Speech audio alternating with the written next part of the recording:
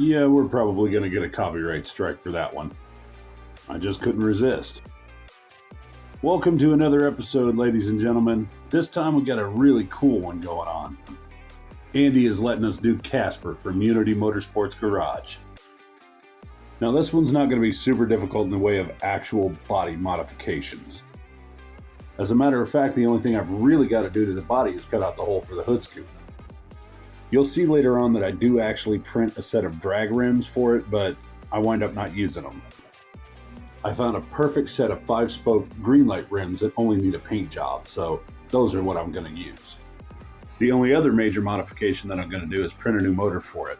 The one that's in it really wouldn't do Andy's motor justice, so I'm going to print a bigger one. If I had to pick one item that was the worst part of this build, I'd probably say that it was the decals. Andy, brother, lay off the paint, man. I'm kidding. This thing is awesome just the way it sits. If you watch this channel for any length of time, you know that I have to get it pulled apart before I can put it in the paint stripper. And look at that, a minute and a half in and we're nearly there. As a little bit of an aside, I wanted to let you guys know the reason I'm not putting a bench seat in it later is because Andy got some new seats from England and they're buckets. He wanted to make the truck a bit more comfortable for over-the-road travel and so that he could turn it into a drag and drive. He's got quite a few events coming up in 2024 and he wants a truck to be comfortable enough to drive to them. Alrighty, back to our build. You'll see right here that the bumpers are giving me hell, but I'll get them out of there.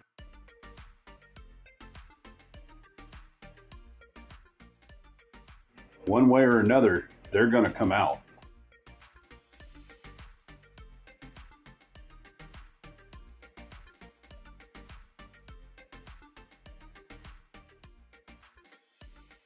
There we go.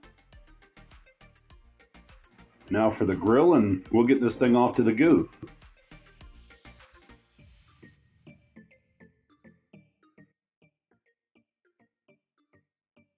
I've had quite a few folks ask me how I do my decals, and I figured it was about time to show you. I found an art program that allows me to extract the writing and the graphics that are on the sides of the vehicles. While it doesn't always come out perfect, it does come out pretty good, as you'll see in just a moment.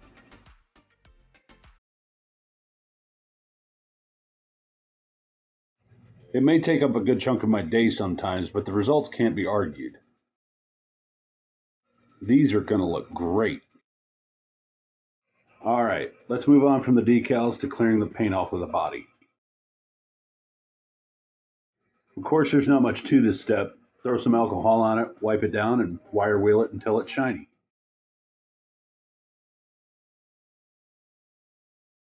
Now, the paint stripper that I use sometimes just doesn't cut it, but when you're working on a budget, you work with what you've got.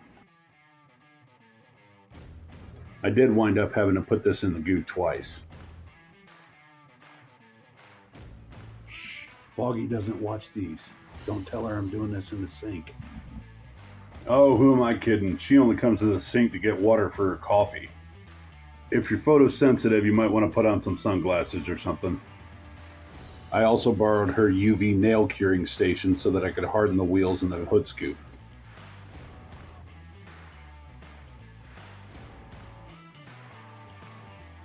Would you look at that? It's a 1/64 scale hood scoop. I'm glad I went with the other rims. Those look like they might have been a bit big.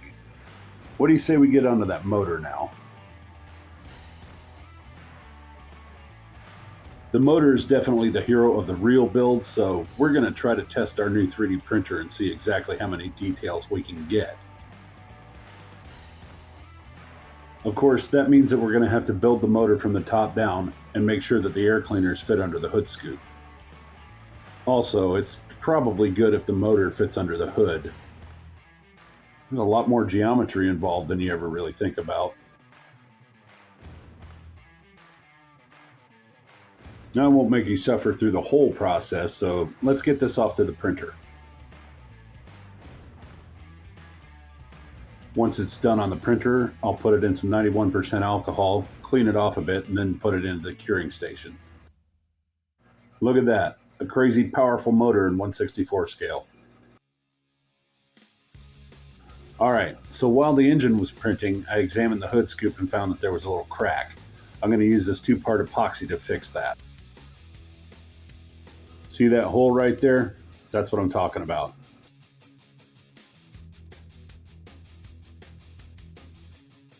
Alrighty, I'll let this dry and then I'll get it off to the paint booth. I'm telling you, this is some professional fogging right here. So, what about those decals? There they are. Let's get them put on. I don't really have much to say in this section, so just enjoy the show.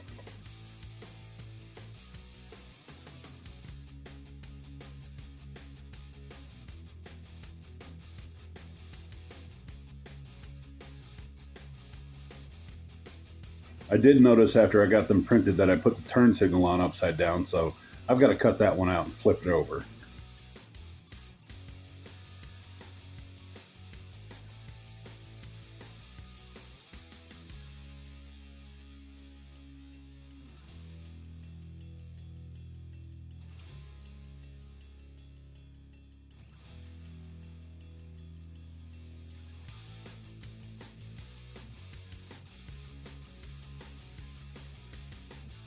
Well, that looks sort of nice.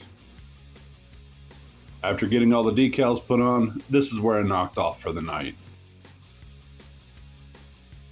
We're trying to make sure this one's a roller.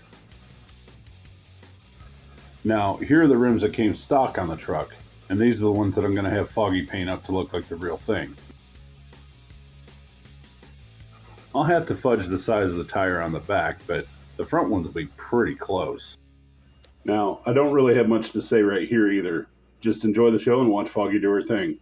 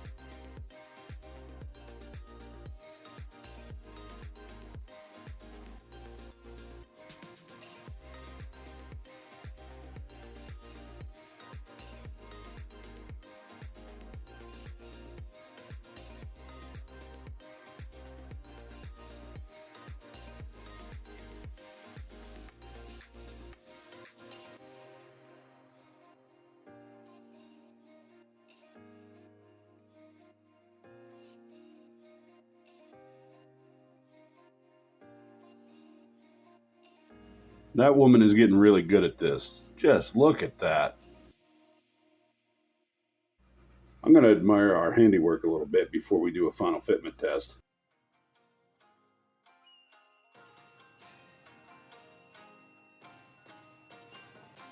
See, it is a roller. Alrighty, that's enough play. Let's get this thing put back together and get onto the... Okay, we ran into a bit of a problem. As it turns out, I didn't realize that when I was putting it back together, the hood hinge was going to be blocked by the dashboard and not allow the hood to close. At first, I thought it was a clearance issue with the air cleaners. But if that were the case, I wouldn't be able to force it closed. A little bit of investigating, and that helped me figure out that it was the dashboard that was the culprit. Well, I hope that Andy's okay with having a removable hood. What do you say we get onto those glamour shots now?